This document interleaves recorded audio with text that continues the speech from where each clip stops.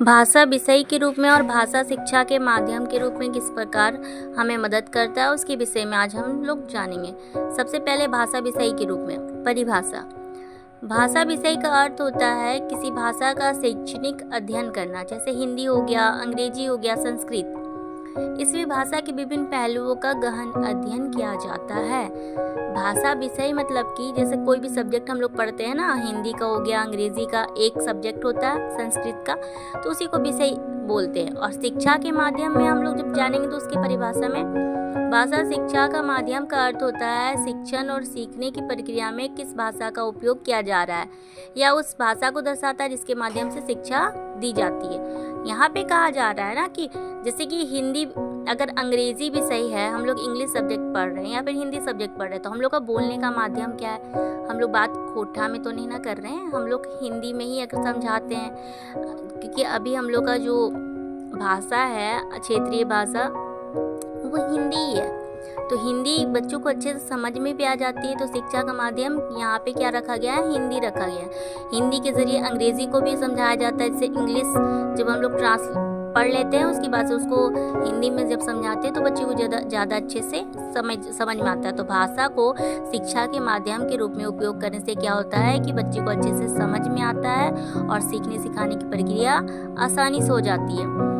अब भाषा विषय का उद्देश्य क्या होता है? भाषा विषय का मुख्य उद्देश्य होता है छात्रों को भाषा के व्याकरण, साहित्य, इतिहास और संस्कृति का गहन ज्ञान देना। उद्देश्य होता है विषय के रूप में कि उस विषय के बारे में बच्चे अच्छे से जान पाए, उसके व्याकरण को जान पाए, उसके साहित्य को, उसके इतिहास को, हर चीज़ को समझने में मदद करता है।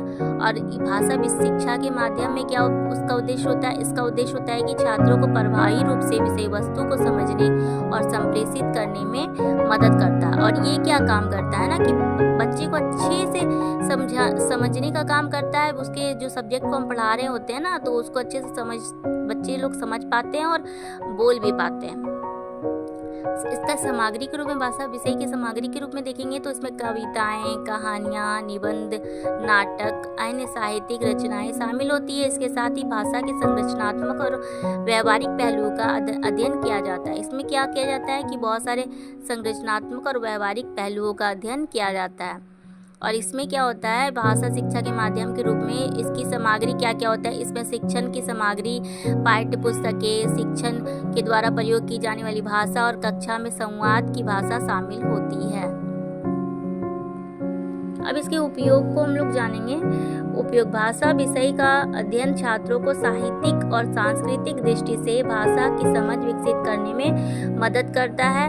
और इस भाषा शिक्षा के माध्यम का उपयोग होता है भाषा शिक्षा के माध्यम का चयन या सुनिश्चित करने के लिए किया जाता है कि छात्र विषय वस्तु को अच्छे से समझ सके और अपने विचारों को सही तरीके से अभिव्यक्त कर सके। सारांश: अतः इस प्रकार हम लोग कहेंगे कि भाषा विषय का अध्ययन किसी विशेष भाषा के साहित्य और व्याकरण और संस्कृति पर केंद्रित होता है। और भाषा शिक्षा के माध्यम में वह भाषा है जिसके द्वारा विभिन्न विषयों की शिक्षा दी जाती है। उदाहरण: हिंदी उस कक्षा का भाषा का शिक्षा का माध्यम होगा। हिंदी में हम लोग बोलेंगे, समझाएंगे तो हम लोग के माध्यम होगा। इस प्रकार भाषा विषय और भाषा शिक्षा के माध्यम के रूप में अंतर और उसके उद्देश्यों का उपयोग के आधार पर होता है। भाषा विषय संकुचित अर्थ होता है, जबकि भाषा शिक्षा के माध्यम में व्यापक रूप से इसको हम लोग प्रस्तुत करते हैं। एक विषय का हम लोग इसमें अध्ययन करते हैं, जबकि उसमें अन्य संस्कृति का, बहुत सारी चीज़ों को सीखने का मौका मिलता है। अतः इस प्रकार हमने जाना भाषा विषय और भाषा शिक्षा के माध्यम के रूप में।